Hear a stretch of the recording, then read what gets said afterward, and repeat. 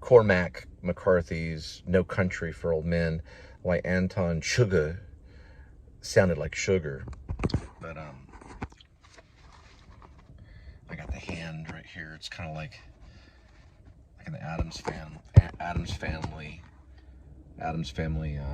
whatever, tribute, homage. I don't know, these are like butterscotch. You get 2 of them for $1. They kind of fall apart. I don't know if 7-Eleven cooks them. They probably do, kind of like how Subway does.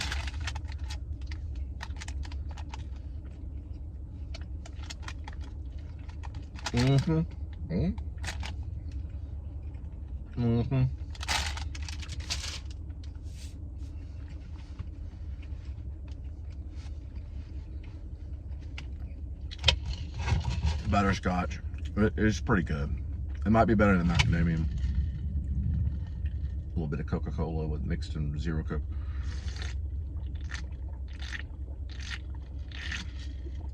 Actually, surprisingly, not that flat. The Zero Coke kind of kicks some of the sugar. Oh man!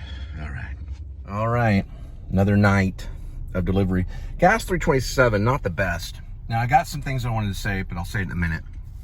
Another night of delivery. We're gonna head back and see Linda and Kitty.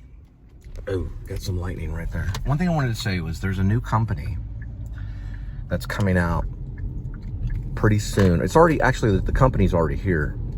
It's called BYD. Build Your Dreams, BYD. And the company manufactures cars. They're all battery.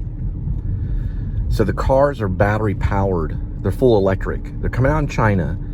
They're very good cars. They can go super fast, as fast as any car. They can go like 0 to 100 very, very quickly. I don't know the amount of seconds. They're very efficient. They can go like almost all day.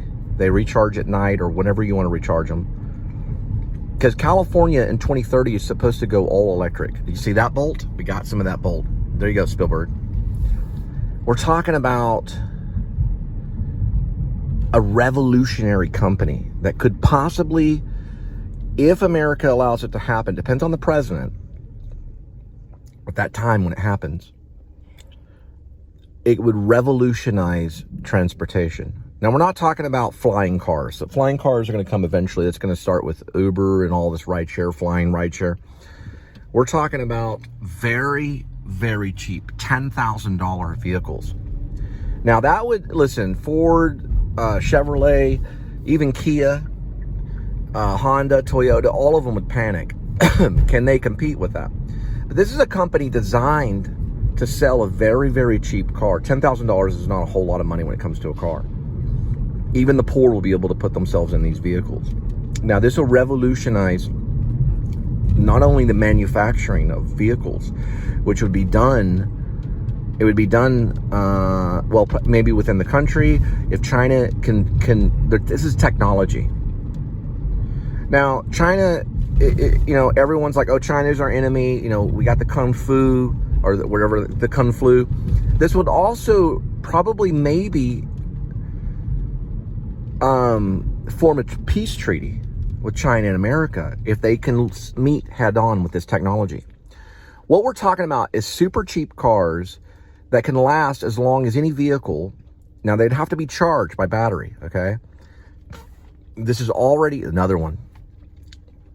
This is already happening. It could happen tomorrow, but it would economically, we can listen to that a little bit. This is about nature too. It would economically devastate the car company. Now, the car companies are like, wait, what are you talking about? $10,000? Hang on. Now, used cars are sold at $10,000. Linda got her 2009 Pontiac for $7,000, but with interest and everything, it comes to like $9,000, almost $10,000. Which really, I think they should have sold it to her for $3,000. You know, if you go back and watch Alex Kendrick's Flywheel, they probably owe her money. Now, these companies get sued. American Credit, whatever they are, American Credit Acceptance.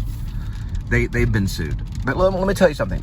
Could you imagine living in a society with expenses in LA, everything, like, how am I going to get around? Well, you got $10,000. You got yourself into a BYD electric car. Now, we don't know when America is going to allow it to happen, but China's already doing it right now. Very, very inexpensive vehicles. Very nice interior.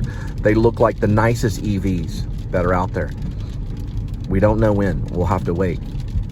Now, once the agreement's made, it means that anybody that has a normal old job that's poor can walk into a car company like BYD and say, listen, what can we talk about on payments? And we can work this vehicle into your life, even though you're working at McDonald's or you're working at wherever, and you don't make $130,000 a year, which is what they require in New York.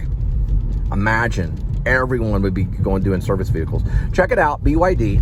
I got some more lightning right there. Check out the company. We don't know when they'll go into effect. Let's listen to it.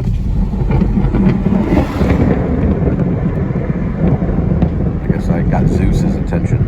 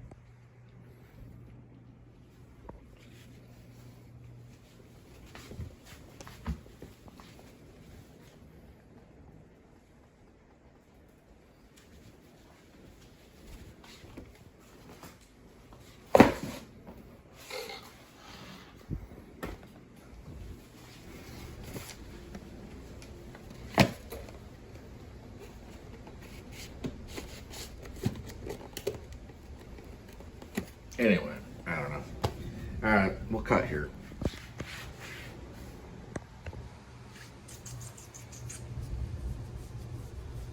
It's raining outside. You're lucky kitty. You're lucky kitty. I know what we can get. Well, Mom thinks I'm being too rough, so we're just gonna have to imagine Kitty turning around. So here we go with today's kitty. 9 lives. Each life has a kitty. I think that's how it goes. Wait. Okay, yeah. Here we go with today's kitty. 9 lives. Each life has a kitty. All right, hang on, kitty. Let's do this right. Swirl the kitty. Swirl around, kitty. Pick a life. Today's kitty is Cassavetes. He's got many names and many lives. But now, we're gonna go with Tuna. His full name is Edmund Tuxedo Scratchy Cassavetes. Scratchy. All right. Yeah, man, I really should clean this one. Oh boy, look at this sink. What in the world? That's not good at all. Let's see. It's a long take. A long vlog. I'll have to do something. Right.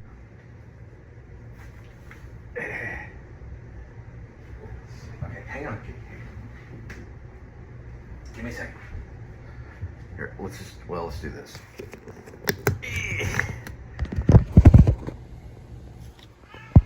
I know I don't want to be fed immediately.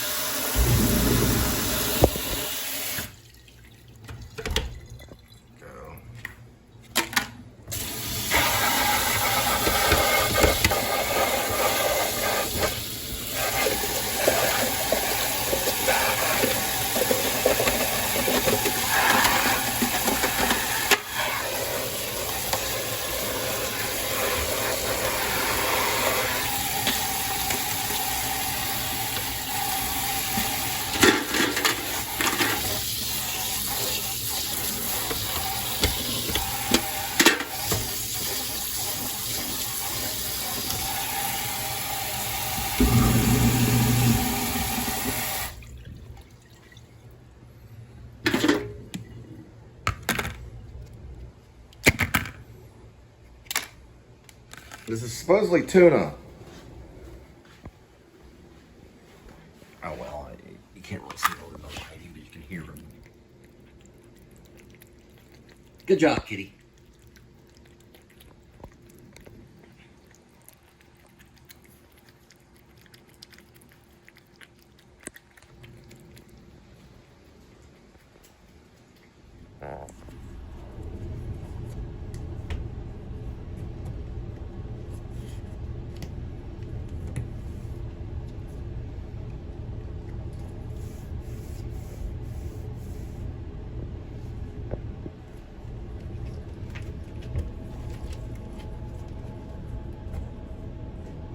Yeah, once the good foot, I don't care about the, there it goes.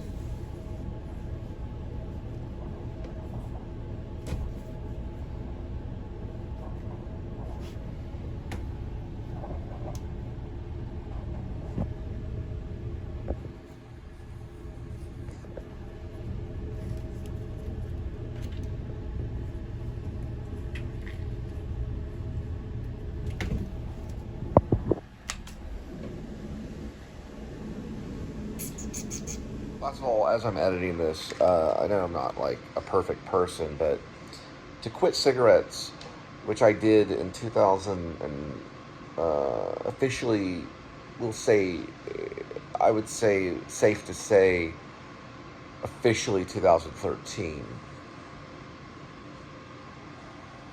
was I have not had another cigarette. So that's been it's been 11 years, no cigarette.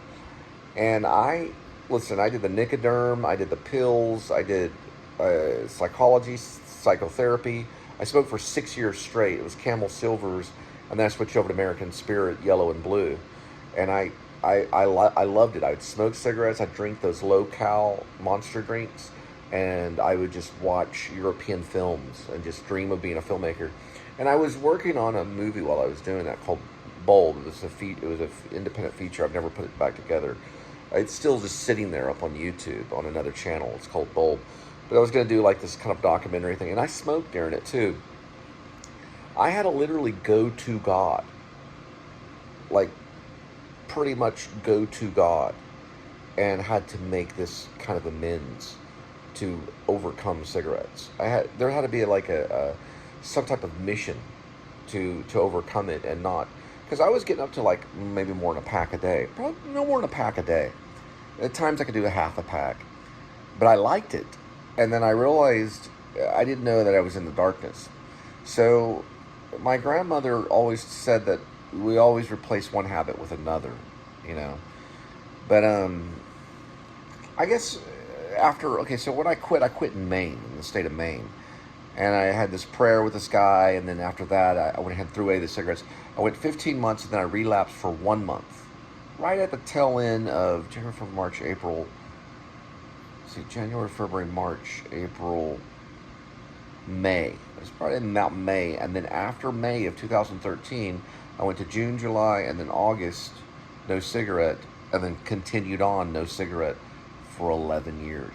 And even when I'm around cigarettes, I sometimes get nauseous and everything. But I had this prayer. It was a prayer. And it was like I could see the darkness that I was in. I know it's kind of dark in here, but I could see this darkness. And once I knew that it was killing me, then I was aware, and I could handle it. It was like a God influence thing. It was like a God inspiring kind of thing. It was overcoming this addiction, and that was one of them. I've never become an alcoholic. I never got addicted to any type of drugs. I did do serotonin uptakes for a while because of doctors and stuff, everything from Prozac, Zoloft, lithium, and things like that. Lithium's not exactly a serotonin uptake, but not longer than 3 or 4 years. But it was part of the cigarette thing. I would have like my Zoloft and my lithium and my cigarette, you know. But when I was taking off the lithium and I was taking off the Zoloft, I still had the cigarette going eventually. And what I've heard about major addicts, even heroin addicts, or even people that are really messed up, I guess maybe on alcohol, they'll still have their cigarette. So when you quit all your drug problems or whatever it may and you still have the cigarette, you still have the drug. It's still, and then when you finally quit the cigarette and you're just thinking about water and healthy food, and then you've overcome an addiction, you've overcome the bad addictions that could overcome you. So you overcome something. These are chains that you've sawed away and got out of life. But my grandma is right. This is Granny Ann who died with an unlit cigarette almost pretty much in her mouth. And my great-grandma, too, pretty much smoked herself to death. She said, you'll get rid of an addiction, because I was smoking at the time, when she was on her way out. And she would have an unlit cigarette. So she didn't smoke. She quit smoking eventually. But she'd have an unlit cigarette there as a reminder. It's because she could control it. It was unlit, so she would not smoke it. She would pretend to smoke it. She was Irish. But she had told me, she said, listen, you probably will be able to overcome it, but you'll just replace one addiction with another addiction. It'll be replaced with something else. So it doesn't completely go away, but at least you get what you would think pretty much is like your health back. And you don't have to worry about the coughing and the cobwebs in the lungs and all that horrible stuff that it comes with. But you don't want to replace it with another drug, not another physical drug. Even over-exercising can be a drug. There's other things that can continue on. So it doesn't just go away. You fill it with something else. But you try to do it with something healthy. You try something. Anyway, I was just trying to talk about how overcoming cigarettes, it is a great battle. I still think about it. I remember the times, you see people light up and smoke. You see that happen. And some people, they never learn. Now, the thing about my two grandmas, my great-grandma certainly never kicked it. Never. That was Granny Wah-Wah, known as Margaret Mitchell. She would go to the bathroom and light up when she was on oxygen and take the oxygen off. She'd go into the bathroom, smoke her cigarette, and then go back on oxygen. And they'd warned her not to do this because she'd blow up the house. She lived in a wide load on this property in East Texas towards the end. Sometimes I think she was the real Margaret Mitchell, because Margaret Mitchell smoked too. Her name was Margaret Mitchell. Whether like Margaret Mitchell faked her death and then became Nanny Wah-Wah, I don't know if that's actually true, but it's a fantasy. But it could be. I don't know. If it was, I'm into $1 billion industry. But she never quit it till the day she died. She always had one going. Now, her daughter, Anne, who ended up marrying Apache, which also kind of continue the continuation of the fantasy of Margaret Mitchell, because Margaret Mitchell was obsessed with the Apache Nation. The writer of the Gone with the Wind.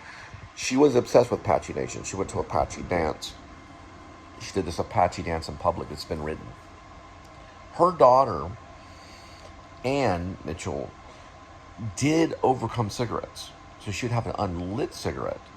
Towards the end, she stopped smoking. But those are some things, because I think it did take years off their life. She would smoke and smoke and smoke. So ultimately, it did, in a way, kind of kill them. So, you're not going to overcome gravity. We're not going to live like in this particular life, physically, flesh-wise. We're not immortal per se, but our souls are. Our spirits are. But I think it is a darkness. Ultimately, in that prayer, it is a form of darkness. It does cloud your relationship, I think, maybe with God. But I asked somebody when I did, I said, well, will you go to hell if you were smoking? And they told me, no, you wouldn't. But it does say in the Old Testament, it does say this. Now, I don't know if it's true. I'm not going to sit there and point fingers. It does say that drunkards will go to hell. So if you overcome alcohol, which I never had a problem with it, then that's very freeing. That's why a lot of alcoholics, when they're talking about overcoming alcohol, when they're talking about sobriety, they'll tear up. You'll see tears. They'll weep. it is true. Now, cigarettes are, of course, a stumbling block, but those alcoholics will smoke and smoke, and they'll just keep on going with it. But alcoholism, I'm blessed, and I'm just fortunate that in my family, in the Spivey side, there was a case way back there, right around the Great Depression, where one of the uncles had a problem with it.